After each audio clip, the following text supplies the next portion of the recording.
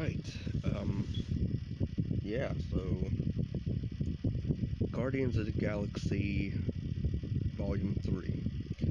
Now, this is supposed to be, I guess, the final, installment, the third one in the trilogy. Now, in terms of, my history on the Marvel films, I like Age of Ultron a lot. Really my favorite one next to Infinity War.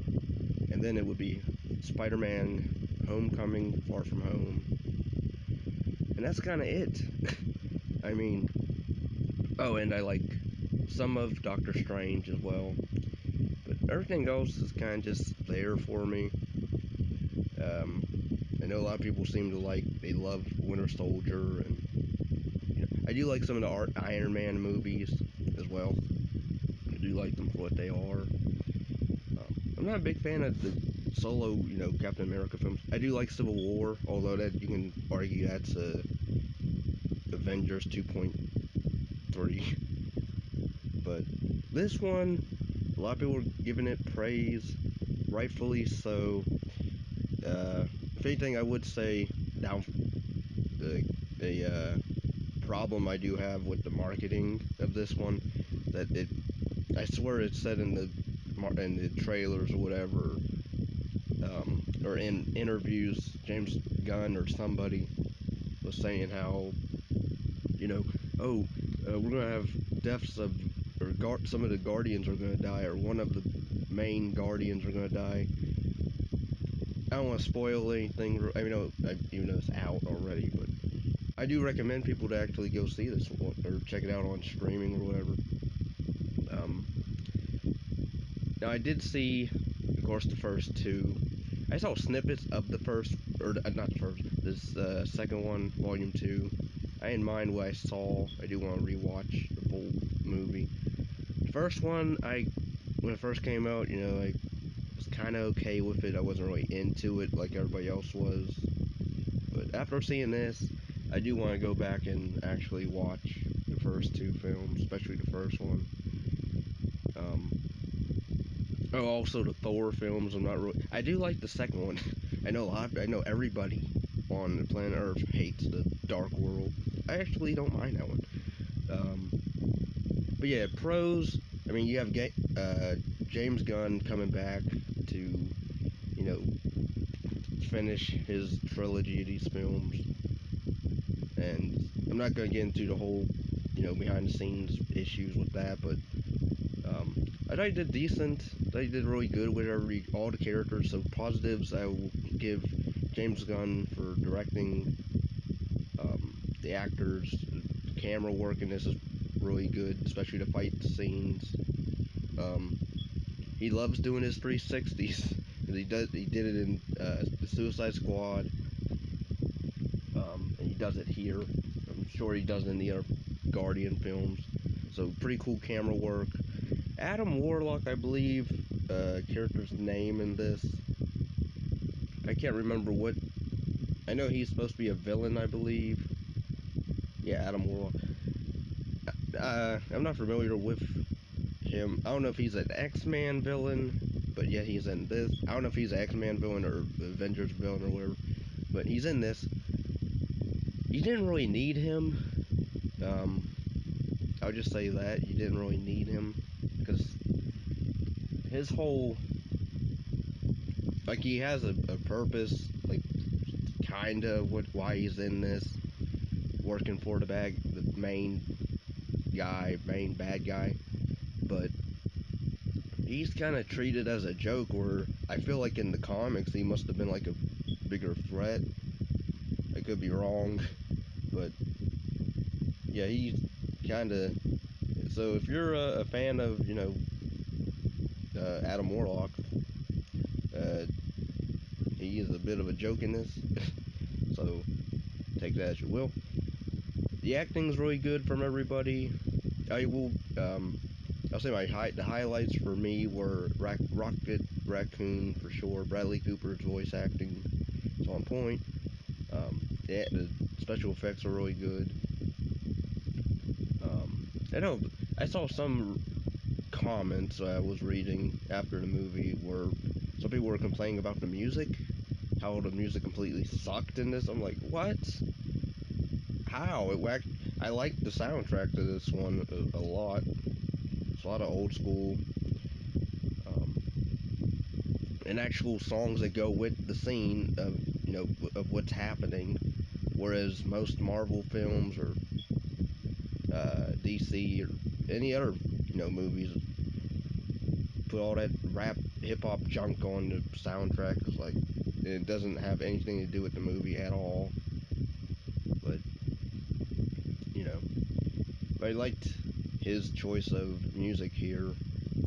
Um, Now the whole Gamora, being back, because I guess since it's the third film, we gotta have all the characters back, even though she's not really the Gamora of their present time, because that one died in Infinity War. So this one, I believe, is supposed to be in the past. So I guess she was like a really ruthless, uh, assassin back in the day or whatever. But I did like the fact that they don't have her, because Star-Lord, Peter Quill, he tries to get her to remember, you know, him and her. She doesn't at all. But I like the fact that they never, try to push the whole, maybe there's a chance for them. No, not at all. She totally goes. Everybody else say they ended everybody's, you know, stories and departures really cool. The ending reminded me a bit of Return of the Jedi. I'll just say that. We're on the Ewok planet at the end and celebrating. So I'll just say that. Um, but yeah, I liked the back. I did like the backstory of Rocket Raccoon. Makes you really feel for him even more. And even some of the characters that are in those flashbacks that we meet. Um, that was really cool and sad.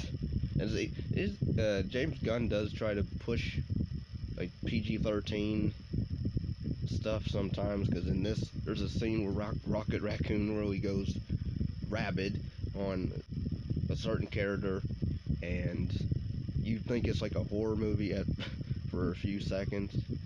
Literally, it's shot like a horror movie in one scene.